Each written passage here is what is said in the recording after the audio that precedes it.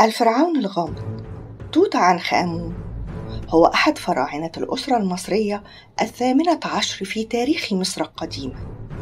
يعد توت عنخ آمون من أشهر الفراعنة لأسباب لا تتعلق بإنجازات حققها أو حروب انتصر فيها، وإنما لأسباب أخرى، من أبرزها اكتشاف مقبرته وكنوزه بالكامل دون أي تلف، واللغز الذي أحاط بظروف وفاته، إذ اعتبر الكثير وفاة فرعون في سن مبكرة أمراً غير طبيعي، وخاصة مع وجود آثار لكسور في عظمي الفخذ والجمجمة، وزواج وزيره من أرملته بعد وفاته، وتنصيب نفسه فرعون.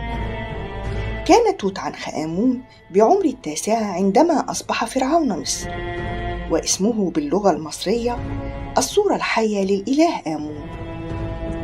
توفي توت عنخ آمون صغير السن، ودفن في مقبرته في وادي الملوك، وتعددت نظريات المؤامرة التي كانت ترجح فكرة أنه لم يمت وإنما تم قتله.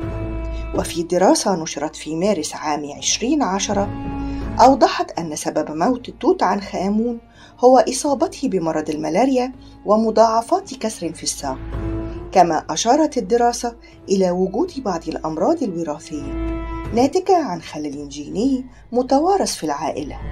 وجدير بالذكر أن مقبرة توت عنخ آمون تضم 5000 قطعة أثرية.